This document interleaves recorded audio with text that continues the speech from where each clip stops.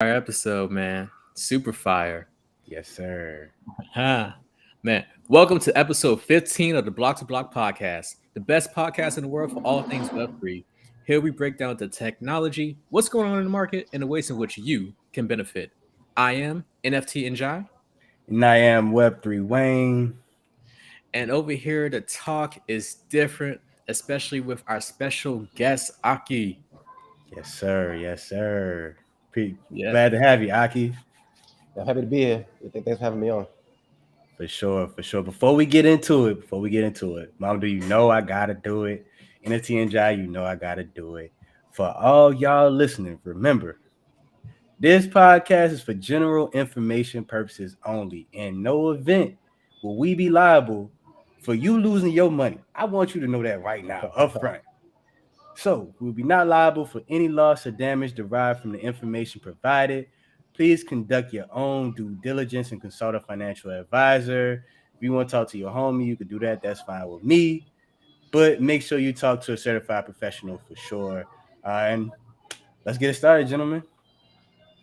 Let's get it started. But before we let the good brother speak, I gotta do you right. I gotta read this bio of all these accomplishments because here on the Okay. Block to Block podcast, everybody we bring on is fire and very great in like their own discipline. Yep, So yep. Talk is different always. it's gonna be super different today. We have Akinyemi Bajulaiye, who is a Nigerian American serial entrepreneur and real estate investor. Originally from New Rochelle, New York, Aki came to Philadelphia to attend the University of Pennsylvania. There, he graduated with a bachelor's in biology, and during his time at Penn, he worked in a science research lab. He received all Ivy distinction as an 800-meter runner on the track and field team, and was the laboratory manager at Pennovation Station. For those who don't know, Pennovation Station is a 58,000 square foot business incubator and laboratory here in Philly. And as previously mentioned, he's a serial entrepreneur. Aki has co-founded numerous ventures. One being an organization called OneJollof, which is an organization seeking to unify and empower Philadelphia's African diaspora. A show that they do that's the result of OneJollof is called Pepper Soup Talk, which highlights the endeavors of members of the diaspora. And he's also a successful real estate investor. Over the years, he has been a realtor, a sales agent, and he personally, I know, has like some buy and hold properties. And his latest venture is Web3 for Humanity, which provides blockchain enabled solutions for the real estate space. So, like I said, the talk's going to be really different today because I'm super excited. Aki, my brother, please, how you doing? I'm doing well. I'm doing well. I appreciate that intro. Yes, of course, of That's an course, amazing intro. of course, of course. I'm glad I have a fellow West African on the show with me because that's just in our culture. We like to hype each other up. We congratulate one another. What We you got trying to to. what you trying to say? Well, you are Cameroonian. Okay, Shout out okay. to African ancestry. Facts, facts, shout out. Shout out. Yes. But Aki, today, I'm very interested in having you on the podcast today. We had some previous conversations in which we were introduced through a mutual associate. Shout out to Sensois, super dope individual here in Philly. And Sensois, he introduced us because he said, I know another young African brother who's doing something in Web3. And in speaking with you, I was very interested to learn about what you're doing with Web3 for humanity, especially with real estate. And so, but before we get to all of that, can you like tell us a bit about yourself and just like how your journey has begun? No, definitely, definitely. I thank you guys again for having me on. Um, as you mentioned, my name is Akinyemi Bajulaiye. I go by the name Aki, originally from New Rochelle, New York, and I came here to Philadelphia, I think 14 years ago now, and Mm, I've been here ever since. I'm a media and real estate entrepreneur. Um, I've company OneJollof, which is a media and lifestyle company that cultivates community for young Black and African professionals based here in Philadelphia. And I'm also a co-contributor uh, for Web3 for Humanity, which is an idea I've been incubating along with two other partners. That really the purpose around it is helping onboard underrepresented groups and the youth into the Web3 space. And we're kind of starting with from like a real estate lens, given that we all kind of have a background in real estate. Absolutely, absolutely. Yeah, and can you, with like that background in real estate, can you tell us a bit about that real estate journey? Like, what got you interested in it? Because you did go to school for a bachelor's in biology, which I assume is like that traditional Nigerian Yeah, parents saying you must become a doctor. So tell yeah, us. yeah, man. I mean, you already said it. You know, growing up in a Nigerian household, there are the three professions that are acceptable. You can become a doctor, a lawyer, engineer, Yep. and there's actually a fourth, right, which is become a disgrace to the family. uh, That's and deep. so that's kind of where you kind of grow up being wired to do or to think.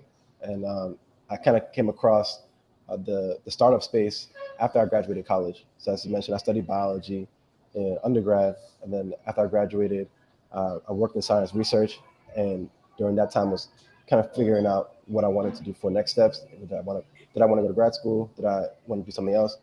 Um, and ultimately, I ended up in entrepreneurship. I started a venture at that time. This was in 2014. It was actually Mhm.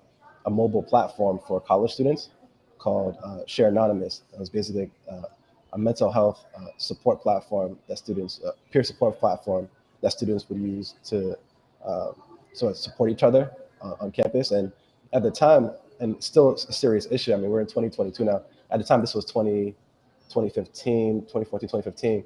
There had been, I think, like 13 suicides just on Penn's campus, and two of Wow. those two of those suicides were actually people who were on the track team. You know, I ran track when I was at Penn, so that was a serious issue. But how that idea came about was through a class that I took when I was working in science research, because basically my job would give us tuition credits, and so you could basically take classes and things of that nature on the side.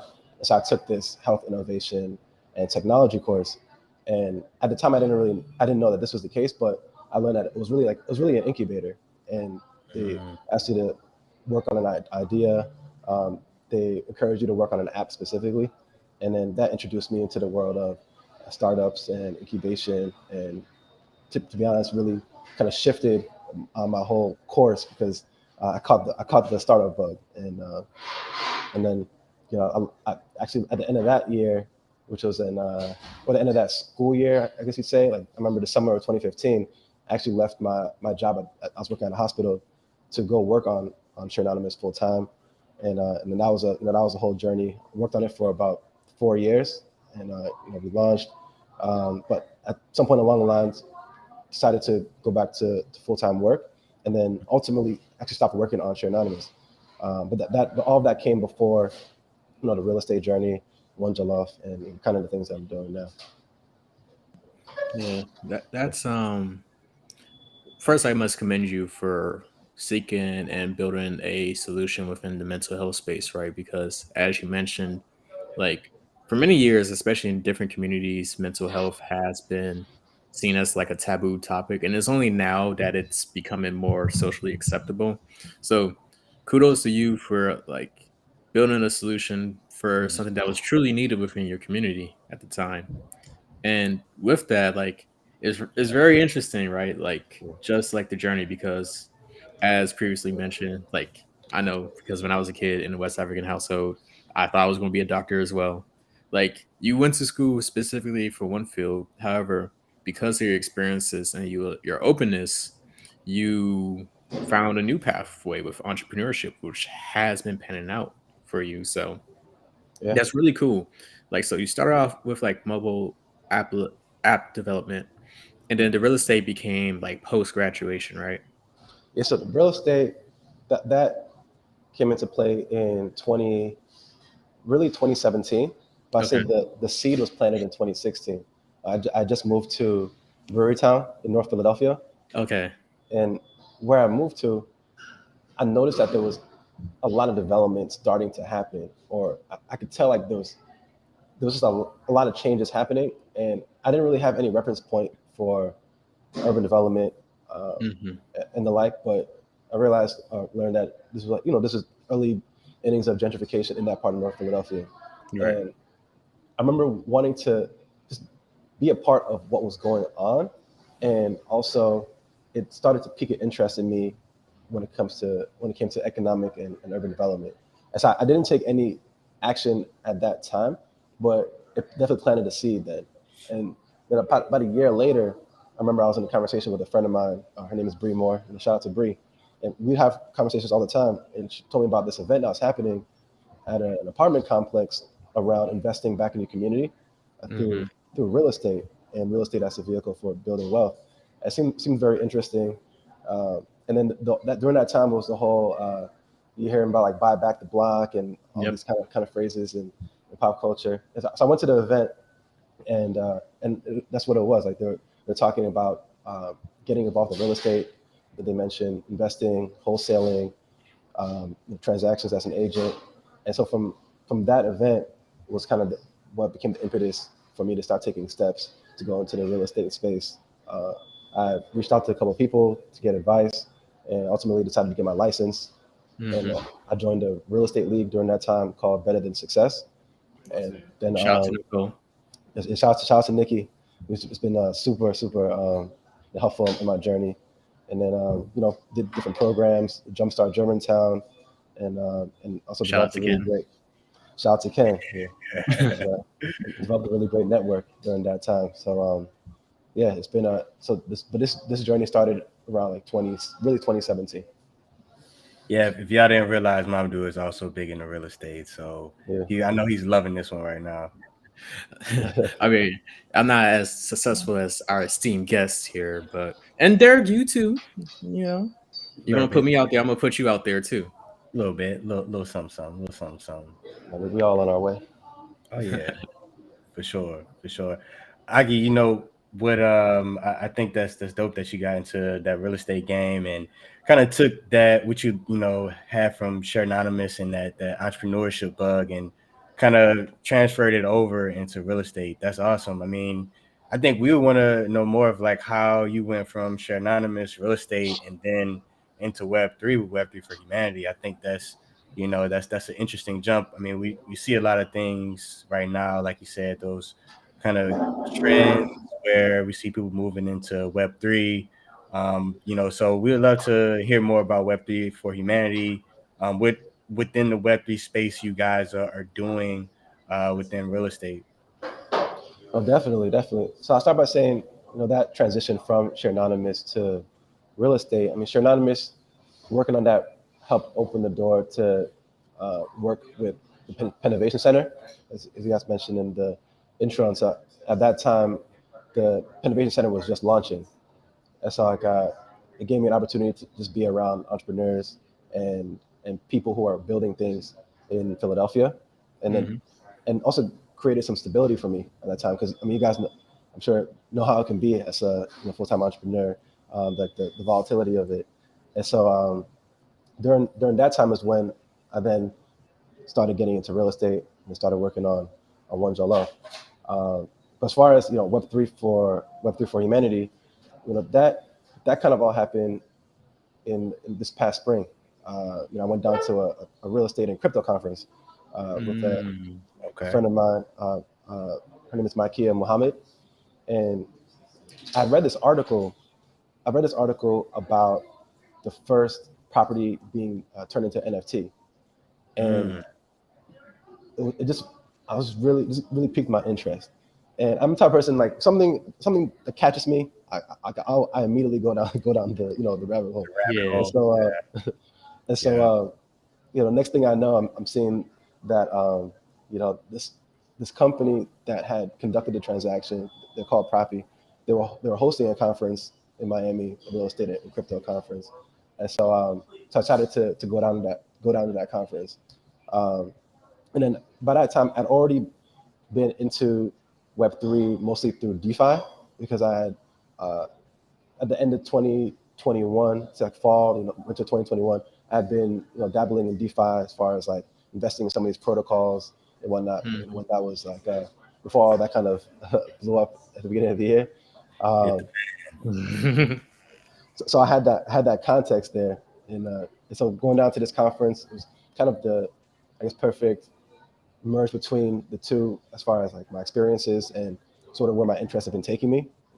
Interest as in Web3, and so, Yeah. and I learned a lot during that conference. And then I was with my friend Makia, and we're having a lot of conversations around real estate, and particularly from like the DAO standpoint, because Yep. that was one of the heavy topics of focus during the conference. And so we got been talking through this idea of like some sort of home buyer DAO, and that was where the conversation really started. And then when we got back to Philly, and we continued the conversation, and another friend of ours, Hugh Nugent, joined that conversation. We noticed that we were getting more broad in the way we were discussing this idea. It wasn't called Web3 for Humanity at the time, but at the time we were just calling it Home Buyer DAO. And because Web3, I mean, it's something that is disrupting every industry, right? And it's kind of like an evolution of just technology overall. And Absolutely. so we're getting broader in our conversation, and then we decided to start up a YouTube channel to start making the conversations we're having public, and we're speaking to this idea of like building in public. And then so the actual name Web3 for Humanity came through one of the conversations we were happening, and this idea of Web3 as a vehicle for being able to help create a more equitable society. Yep. And, Yeah. and so what I really love about kind of like the approach we're taking is that, I see a lot of companies and brands who are, they build their technology first, or they create the technology first and then kind of find the problem for it. But kind of going from the standpoint of, what is the need that we're looking to meet, right? And then from there, kind of bring the technology into the fold. Man, let's just stop right there because the brother Aki just dropped you a major gem, and I want you guys to catch it. You just said the problem is a lot of these companies will build the technology first and then try to find a solution for it. But you're doing the inverse. You're really trying to identify the problem and then use that technology to build a solution. Yeah. Like, that's major because a lot of times, like, as founders or prospective founders, aspiring founders, what have you, we maybe get super excited with like what's newest in the industry. And before we know, we're out there building. But if you don't have a solid grasp on the needs of the communities, the customers, or the niche that you're trying to service, it's not going to pan out well. So I just want to Yeah. highlight that. That was a major gem. No, for sure. For sure. Yeah, absolutely. And another thing too, for the people who may not be familiar with Web3, when he mentions a DAO, that's a decentralized autonomous organization. And Aki, I mean, just to kind of throw it back in your court, can you speak a little bit to how Web3 for Humanity is a DAO and like how you're bringing that concept into Web3 for Humanity? Sorry, guys. I'll take your time, So, brother. Take your time. so originally, when we're speaking through this idea of a home buyer DAO, the concept was basically doing what we've already kind of been doing as far as educating and creating awareness around home ownership to Mhm. people in our community, because that's something that we already do. But then creating a way for prospective home buyers to be able to get more value during that process. And so the idea originally was you would be able to sort of go through like a learn to earn kind of like programming, where you get rewarded with a token, and then that token you'd be able to apply to your down payment for a home. So that's where it originally started. That's where it originally Yeah. started, and then we kind of got more broad in our thinking, and so you know from the DAO standpoint, that is that was what the case is. But Web3 for Humanity overall, the organization itself isn't a DAO, but there will be a DAO aspect to it. Yeah. That's super fire. And I'm just thinking back to the beginning of the real estate portion of this conversation when you mentioned how there was a lot of energy at the time and still now about this conversation of buying back the block, right? Like we Yeah, realized that you can't necessarily fight gentrification, which is just simply the investments and improvement of an area, but you could be in possession of control where you and your community members can like own the property there. You benefit directly from it.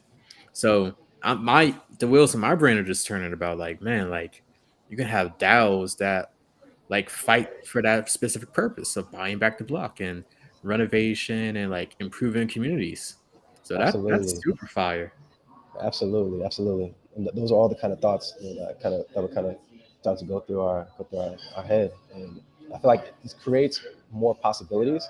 This idea of being able to use the DAO, and it's a I see it simply as another way of building out an organization, and Hmm. uh, and set of tools that you can use to just improve or better. In some cases, um, actions or steps that you may have already been taking, like an initiative you may have even already had. And I think for people who kind of get caught up sometimes with the terminologies, DAOs and NFTs and DeFi, that Yeah. it's important to make it relatable to know Yep. that this is really an add-on to like the life you've already been living, or the goals that Mm, you already have. preach. Yeah. Yeah. Shoot. We're gonna have to clip up that little piece right there. That's gonna be a YouTube short right there, man. For real. Now we love it. I mean, the spirit of what you were saying, like, you know, from what you said, the DAO is a lot of like a community investment vehicle tool, that can be used. And I love the approach that you guys took with Web3 for humanity of saying, hey, how can we find ways to simplify this and bring this into something that people care about, people would think would be beneficial and something that can also, get some money in their pockets too, right? Like, it's Hmm. not just For sure. about like feel good, it's also about like economic circumstances and improving that and finding Yeah, ways to get that dollar circulating. So I love it. I love it. Definitely, definitely. Love it. great. So a bit curious, right? Because you come off as a person who's unafraid to learn and take on a new challenge, right? You went to school traditionally for, I think you was going to go on the doctor track, stumbled onto venture, transitioned to real estate, and you transitioned now into like Web3, right? So we know like it sounds great, but it's not an easy journey because you have to spend a lot of time learning, researching, training yourself to be able to position yourself to be successful in whatever field you choose to go into. So, like, what's some advice you have for the viewers regarding like the amount of time and hours you need to dedicate to hone your craft, right, and like learn these new skill set? Definitely, definitely. I think that a lot of people feel like, especially when it comes to, let's say, building out a company or an idea, that it can happen overnight, and when you don't see results soon enough, that something is wrong, or that you may be, that you may need to go in a different direction. And sometimes that might actually be the case, but I, I think, and this is also like speaking to my younger self, right? Because when I first got into entrepreneurship, I was definitely more uh, outcome focused, right? But the reality is Mm, that you you can only control the the seeds that you're planting, right? You can't, mm, and you can water those seeds, but it's gonna it's gonna sprout and grow when, on I would say on God's time, right? So right. um, and so I think it's very important to be process focused, and focus on what you're doing, day in and day out, and to also be able to enjoy that process. You're not going to enjoy everything that you're doing. There are going to be certain things that you rather not be doing, and Preach. but overall you want to be able to enjoy what that day-to-day process is, because that's the journey, and ultimately, like, the journey is what you're doing. Even when, because as you hit milestones, then there's only going to be other and more milestones to hit. So I would say that's really the biggest thing, to like really be focused on your process, and to find ways to enjoy that process. Yeah, I agree, and that's something I personally found to be true, like over the years, because I think a lot of us, especially as we're younger, we think more about like the outcome. We're like, oh yeah, step one, start. Step two, it's like a question mark. Step three equals profit, right? But Right. what Yeah. you say is true. Like it doesn't. We tend to underestimate the amount of time and effort any endeavor may take for us. So as you mentioned, like being very focused on the process. What are the steps you're doing each and every day? Because that's gonna really determine your outcome more than anything. For sure. For sure. Absolutely, absolutely. And I love it because we have a similar experience as well. Our current idea is not what we started with, and we've been working on our business and in our business for 4 years now. I think going on 5, honestly, and it's been a journey. Like Yeah. it's honestly, we kind of came with a certain solution. It wasn't exactly what the market wanted, and we had to take that step back, like you mentioned earlier, and say, hey, what are the problems, and how can we add even more value than what we've imagined, and kind of take those lessons learned and understanding that process, and get falling in love with it, right? Like I think within the last year, Hmm. we decided to make this pivot about a year ago. And so within this last year, we really fell in love with that process of like, Mm. what are we trying to accomplish here? What do people want? What do people need? What holes do we see that we can fill? And I think that leads me to my next question, which is, what experiences did you take away from Share Anonymous that Yeah. you now apply into what you're doing with OneJollof and Web3 for Humanity and even your real estate endeavor? Like, how did that come into play? Because I know going full time and really being on that grind, there was a lot of lessons learned. So give the folks some game, man. We'd love to hear. Definitely. I say there are two big lessons I took from it. The first is one of the ones I just mentioned about outcome or the the goal versus the process. I say Yep. the second one is working on an idea for something that is really personal to you. Right. When it comes to, let's say, like One Jollof, for example, Mm, and I think about how deeply I care about my culture, and yeah. this is something that I know that I can work on day in and day out for years, and Mm. maybe you see the results early on. Maybe it takes longer to see the results, but you know you're working on something that you have a higher likelihood of being able to kind of see through.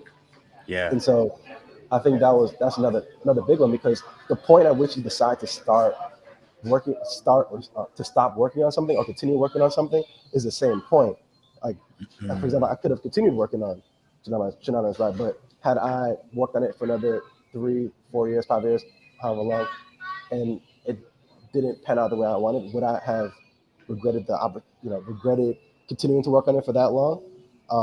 Because there were other opportunities that were coming about as I right. continued working on it. And so Yeah. those are all the kinds of questions that would go through my mind. And I think the other approach is like you guys mentioned, you pivoted from what your idea was before to this space now. So I guess it's like whether you stop working on an idea and then work on a new idea, or you decide to pivot into a different direction.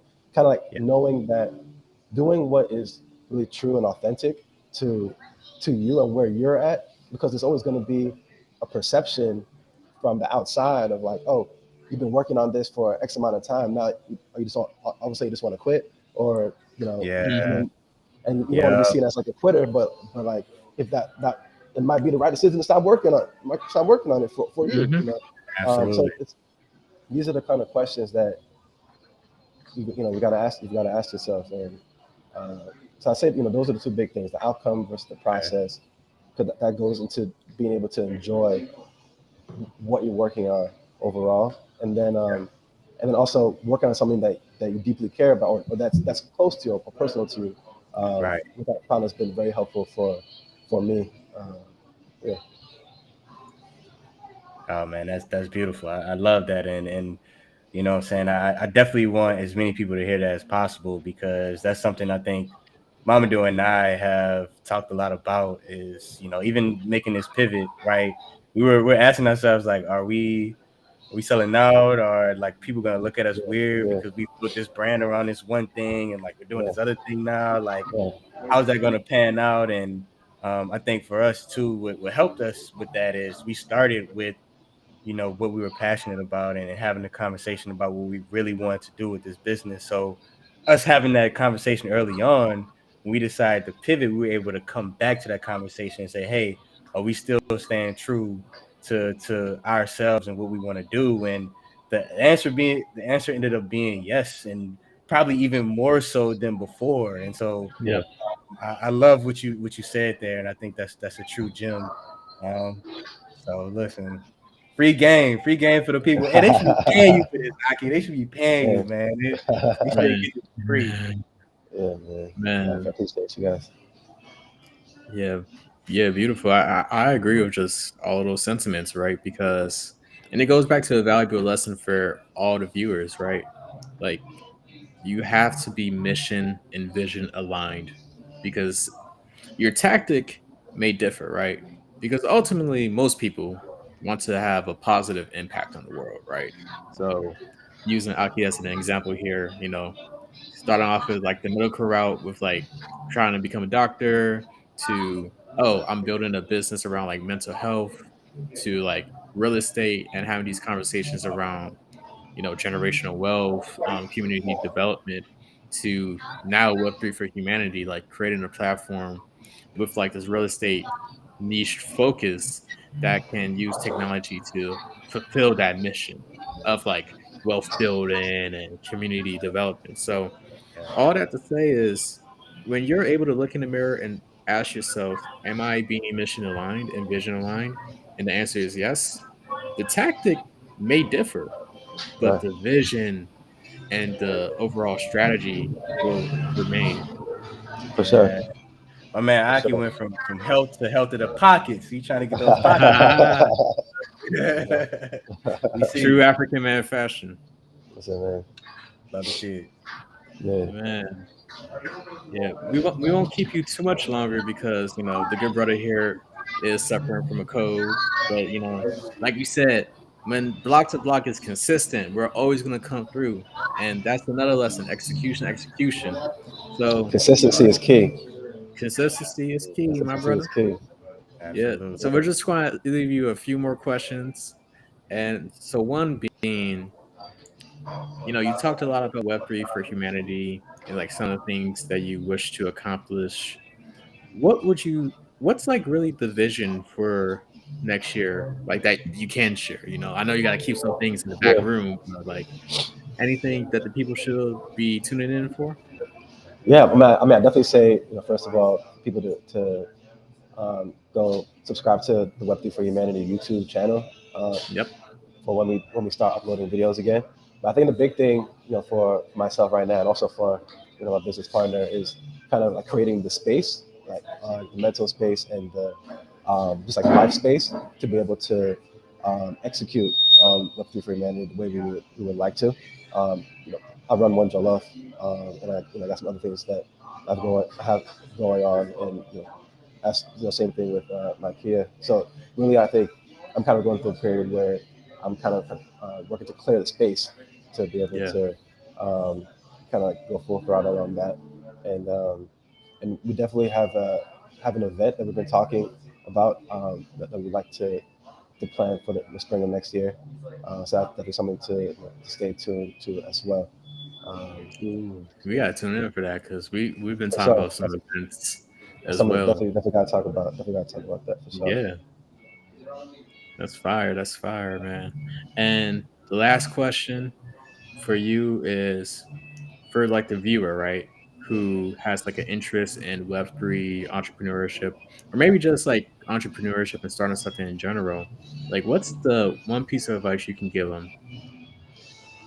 I would say start with where your interests already are, because when I think about the Web3 space, regardless of what industry you're interested in, that exists in Web3. So you might be someone who's interested in sports, you might be interested in media, you might be interested in real estate, music. in whatever space you can think of, start there and look to see what is happening in Web3 and those avenues. And I think that's kind of like a great entry point to getting deeper into it. And then when you realize like, oh, that these are really tools that are creating new possibilities for a lot of what already exists, then it starts to click. For me, I got my real entry point into it. I think I mentioned it a little bit earlier, was actually DeFi, because I was I'm into trading, and so I got into that through traditional kind of trading, and then I found myself in DeFi. And that was what then opened me up to the world of Web3 as a whole. Okay. Amazing, man. Appreciate you, brother. This was a powerful episode. You dropped so many gems. Please, for the you at home, make sure you like, comment, subscribe, and share. And definitely rewatch this episode and take down notes, because the brother Oluwa Aki was dropping gems. Hey, man. Yo, the last thing is, where can the people find you and follow you at?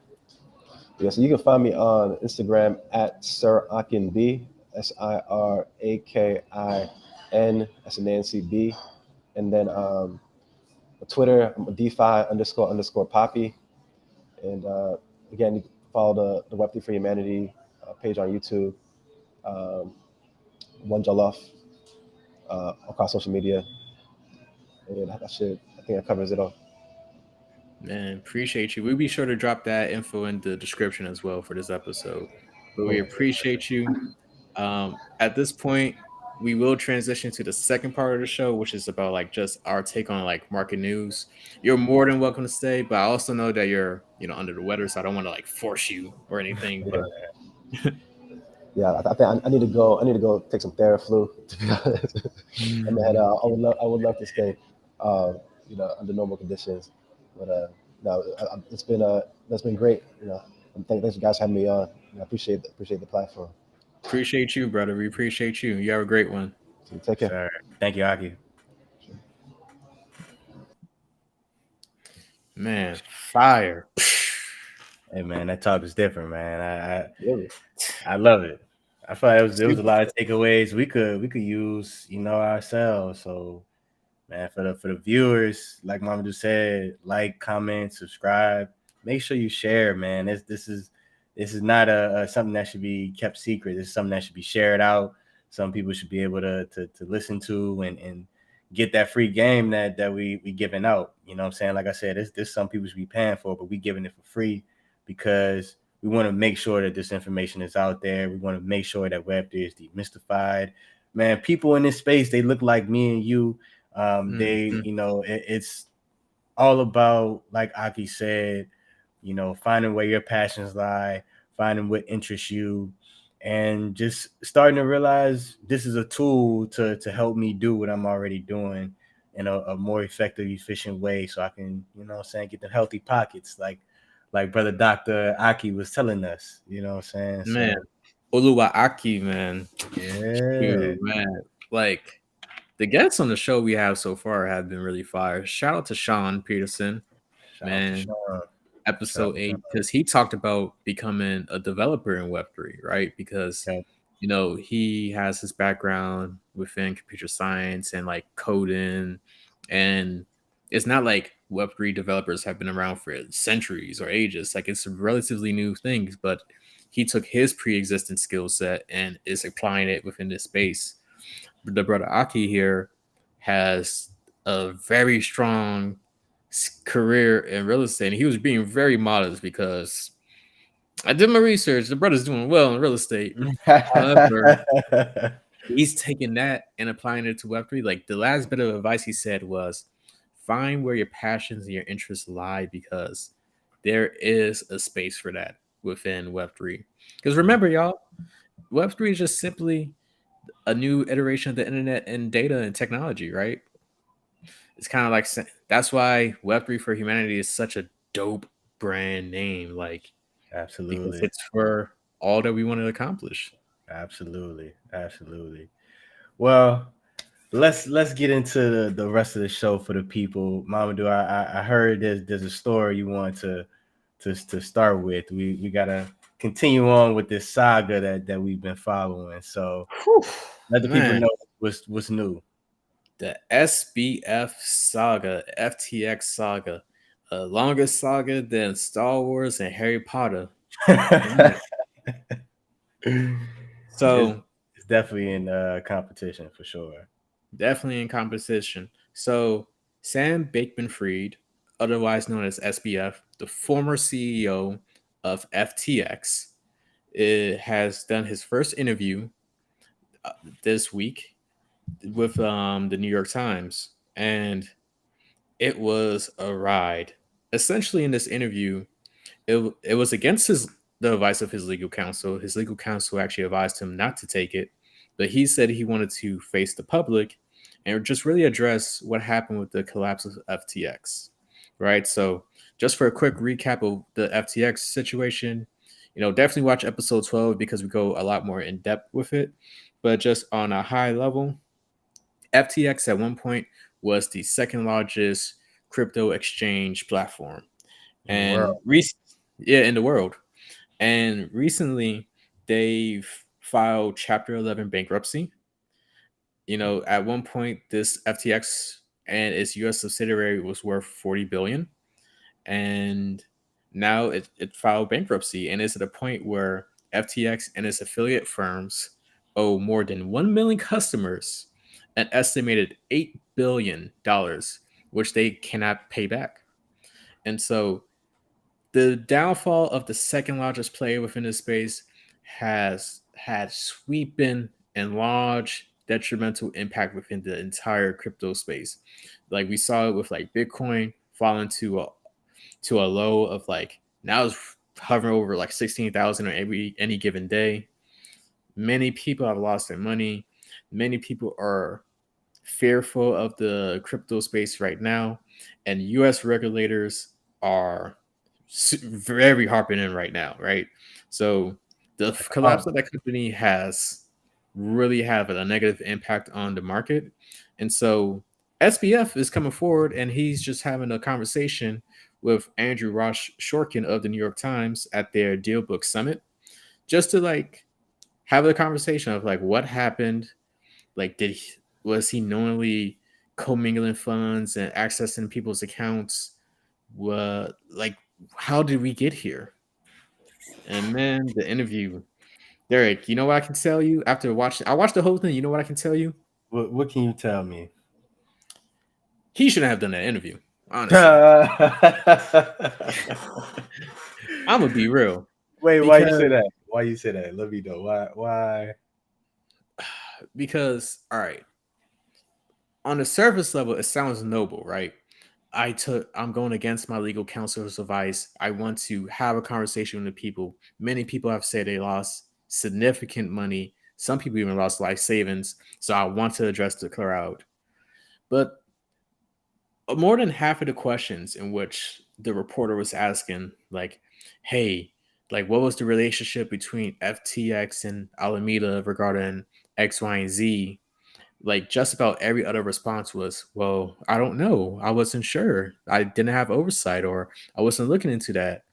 And what he effectively came across was this idea of he was just oblivious to what was occurring within like the business. And he kept saying, like, we didn't have this certain infrastructure, we didn't have certain people over like oversight or governance and this, that, and the third, or you know, because for those who don't know, like SBF, he co-founded both Alameda before FTX. So he like owned and co-founded both organizations, but he said he wasn't really he was always afraid of like conflict of interest, so he tried to purposely keep himself away from the affairs of Alameda. So Come on now. You know what that sound like? what is That it sound? sound like buh. I'll stop there Yeah, because yeah. there's no way in the world you could tell me you stand across the hall from the CEO of the other company and you don't know what's going on with the company that you co-founded. Like that come on now. You can't sit here and act like we stupid. Yeah, And and you know, there's this book that a lot of people like to quote, 48 Laws of Power by Robert Greene. And I'm not going to act like I read the actual book, but I read the laws, right? One of the laws was this notion of act like suppressing your intelligence, like acting dumber, so you can like kind of fool people. And yeah, I'm not sure if that's what he was purposely trying to do yeah, or if he's being genuine and he truly just didn't know anything. yeah, But to me, the viewer, and I mean, luckily I never used FTX, nor have I lost any money with them, but millions of people have, right? yeah. So if you're somebody, the reporter started off the statement saying, like, hey, I want to read this for a person who emailed us who said they lost 2 million of their life savings with FTX. Crazy. And for you to sit there and say, "Oh, I didn't know what was going on, and I didn't know this was happening," It that comes that, off that as disingenuous. yeah, that come on now, you like you said, from what you're saying, he probably shouldn't have done that interview. He should have let the waters clear. He should have waited a little while and then owned up to what happened. You know what I'm saying? After things have settled and dust is settled, and because now it's I in my eyes, for me, right, I feel even less sorry for him and what he's done. Like you said, one of those 48 laws of power make yourself seem dumber. But I also feel like that's a tactic that people, when they feel like they're smarter than you, they Yep. feel like they can tell you anything and you should just accept that. Hmm. You know what I'm saying? And it doesn't matter where you go to school. I feel like at the end of the day, there's one thing that school can't teach that a lot of people, I'll say a couple things that you can't teach in school, but people inherently have, or they learn. One is common sense. Hmm. And you don't have to be a genius to figure out, hey, I just got bamboozled out of my money and lost all of my money. And another thing that people learn is street smarts, which Hmm. doesn't, there's different levels, but I think at the end of the day, you can understand from a few times dealing with some people, hey, I'm getting scammed, or this is Hmm. something that's disingenuous, or you can't tell me you were running this business, you were the CEO, you were the head honcho, but you didn't know what was going on. Why would I trust you to do anything else? Which is kind of brings me to another point of like also hearing these investors say that they would invest with him again. I hope this is the last straw, because I know if somebody looked like me and you said something like that, people would be jumping out the window anytime we even thought about approaching them. So I don't know, Hmm. man. It's I got some feelings about that interview, to say the least. Yes, it was not a good look at all. But the big takeaway for like the viewers, when it comes to being a leader, you have to be extremely accountable, right? Like I remember reading in a couple of books this notion of the most successful people have this idea of extreme accountability. Like everything is your fault, and like there's no excuse mentality, right? So Yeah, even if it's something like, let's say you're late to an event because you were stuck in traffic, instead of like blaming the traffic, you could have said, man, I should have like left earlier, or perhaps I should have like took another route when I realized there was going to be traffic on X route, right? So yeah. that's like a very small example, but as you can see, thinking in that manner can be very beneficial. And unfortunately, that's not what I really saw from this interview. And so it's just like a lesson for like leadership, like be accountable, especially when you're managing and dealing with other people's money. Billions. Billions, the Billions. second largest in the space. It's crazy. Man, It's crazy. yes. Yeah, that was just my thought on the overall interview. We'll definitely continue to keep watch of this saga because it does have a huge impact on the space. Especially, like my biggest prediction from all of this is the U.S. government in particular is going to ensure that there is strong regulation within crypto, at least crypto specifically. Like, remember, as we said in a previous episode, they're already investigating the Bored Ape Yacht Club, which is the largest NFT collection on the Ethereum blockchain. Like everything that has underwood with crypto. In episode 3, we already talked about how the White House had that climate change report commissioned on the Web3 space. So Yeah, yeah, seeing this big implosion right here, and we're seeing these accusations of like accounts being commingled, and over 1 million people are owed $8 billion. yeah. The That's regulation is going to be that's crazy. crazy. It's gonna be crazy. And then, I mean, listen, that actually leads us to the quick take. Let's talk about another company that was, let's say, the catalyst for this situation, if you will. Binance has recently came out there. The chief strategy officer came out and said that centralized exchanges may not be around in 10 years. Right. And why is that? Right. So with the crypto market, it's moving into decentralized finance, or what we know as DeFi, like Aki spoke about. He was, he got into Web3 through DeFi. And really what this recent collapse has done is really, it's killed the trust of customers and users. Right. So what Binance is trying to do is implement a proof of reserves uh, system where there's a way to show customers that their assets are fully backed. But that process has been slow, right? So, these are big, these are companies, new companies that are trying to, build their business. And now they're trying to transition into this new thing and bringing these new processes into their business. So that process has been slow. And what we're seeing with the incoming regulation and lack of trust, there needs to be some auditing process that they need to set up as well on top of that proof of reserve. So there's a lot that's coming through for those exchanges, where those centralized exchanges are feeling the pressure, they're feeling the burn. And so they're really working on that, bringing in that third party auditor.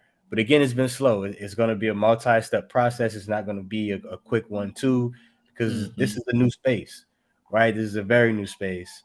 And so they feel confident that they'll be able to set up that system. They're even contributing $2 billion from their corporate reserves, and they're confident that their reserves will be able to meet the needs of their customers and their platform. But again, it's going to take time, and I think that's something that really Binance is like, we need to move quicker, and they're really feeling that that burn, and feeling that pressure from outside forces, right? And for context for the viewers, right, I know this may be your first time watching, or you just started learning about Web3 through this podcast. So we want to give you some context around Binance, right? So FTX was the second largest. Binance is the largest Web3 or crypto exchange out there, right? And for context, it's almost bigger than the New York Exchange, London Stock Exchange, and the Tokyo Exchange combined, right? So that's bringing them even more embarrassment that this process has been so slow, right? Like, they have this huge platform that's bigger, that's almost bigger than all of the biggest exchanges that we have right now combined. But it's Mm. really slow for them to get their processes set up to do something as simple as proof of reserves, or get auditors into the building. But it also contributes to it as well, right? And we've talked about this in other episodes, going back to exchanges moving more to decentralization. Is we have our doubts about the talk of, oh, crypto is decentralized, and Web3 is going to be a game changer, and it's a lot of talk, but when you really look at it, right, there's a lot of centralization in this space that's going to get exposed even more so now, right? And with this recent collapse, that centralization is coming to light. But what we also see is, one, the pressure to move to decentralization, but also really the exposure of what decentralization really is, right? Mhm. And I want to talk and touch on that for a second. Decentralization doesn't necessarily mean that there isn't any centralization at all, right? We all know Hmm. that there's some things with centralization that we don't like, but at the end of the day, there needs to be somebody that kind of takes that responsibility and does some of the organizational things that needs to be done to keep things moving. But what decentralization truly is making sure that you have many different centralized entities set up to where if one piece falls, there are other pieces in place to ensure that the platform, keeps going. Right? It's more secure. It's in a way should decrease the ability for situations like FTX to happen. Right. Right?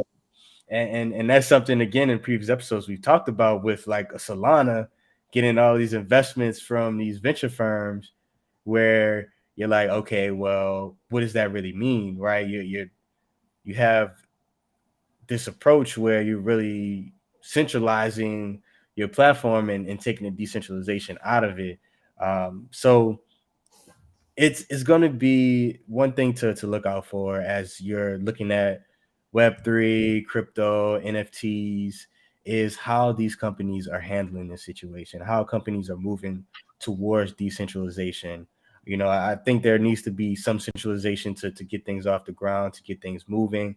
But do companies have plans to expand what they're doing and decentralize what they're doing so that they can build some resiliency into their operations, right? And another thing to look at as well is what does this mix of decentralization and regulation means for the industry as well, right? Because personally, I think that the decentralization is really a huge innovation for finance.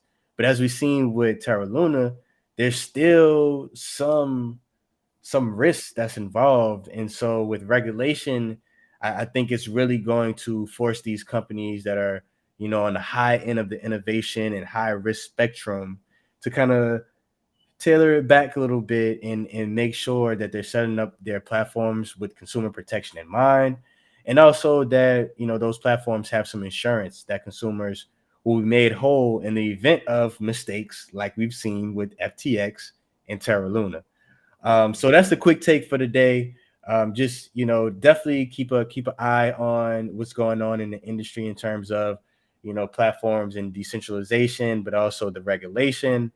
And if you get a chance, if you're interested in it, go and look at the blog post from Vitalik Buterin on decentralization. It was a good one. It talked a lot about what decentralization truly means and why there is some centralization involved with it. And that's a quick take for the day. Mamadou, what's your thoughts? Yeah. Love it. Great fire tick, quick take per usual. The idea of centralized exchanges in a space that really purports the idea of decentralization was always kind of ironic in a sense, right?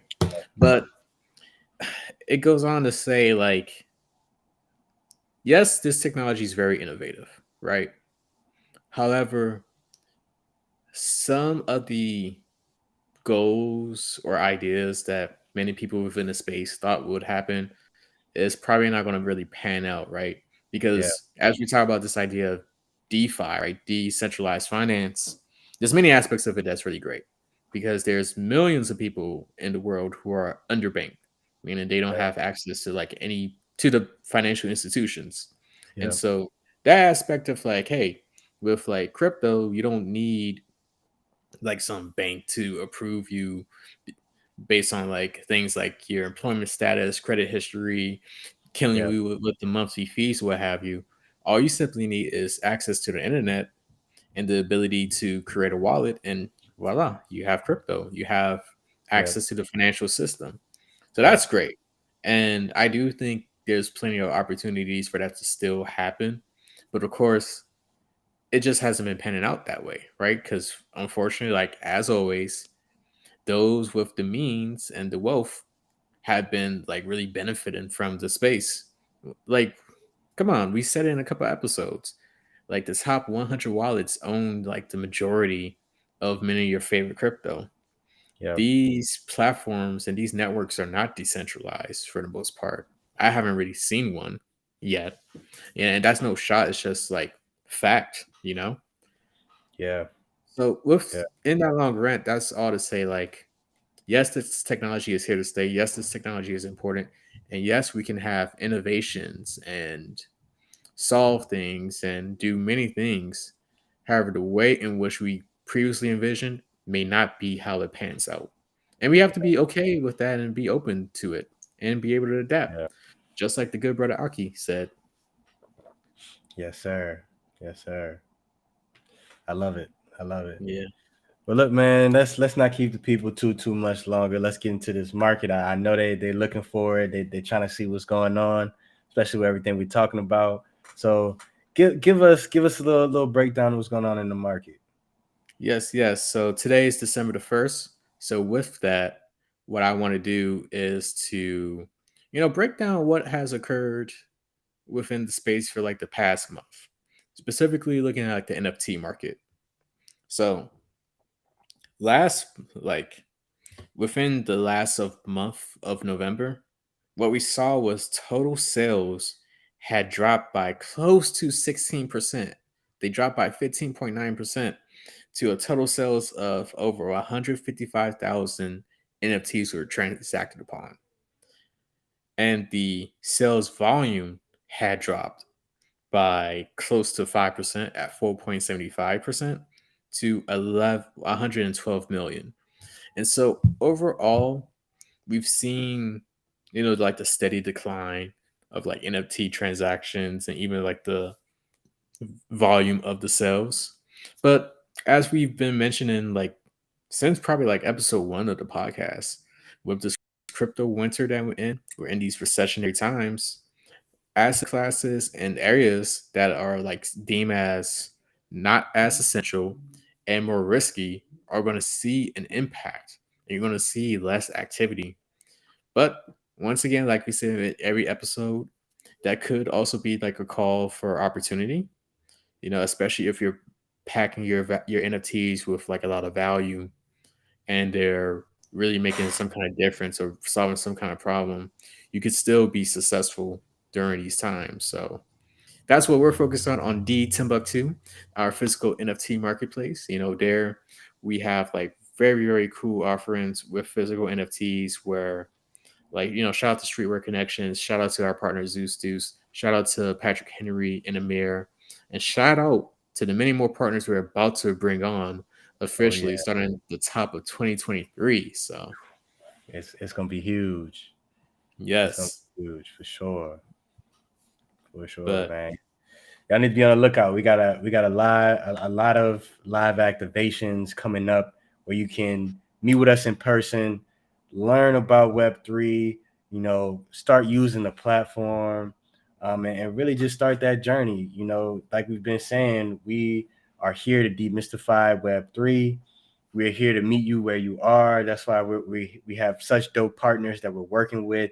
That's going to be bringing dope products to the platform, to the market, as well as amazing events and activations. So be on the lookout. If you don't already, definitely follow us at Relink Global on all platforms, whether you on, Instagram, Facebook, MySpace, whatever.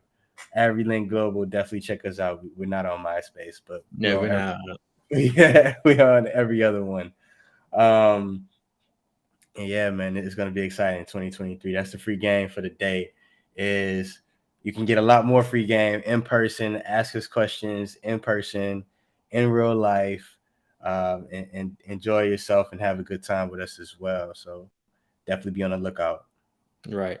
Also, Oh, if you like to listen to us on audio platforms, shout okay. out to Anchor. We've uploaded every episode so far to Anchor. And so if you're unable to like listen to us on YouTube or watch us on YouTube, you can like check us out on like Spotify, we're on iHeartRadio, Google Podcasts.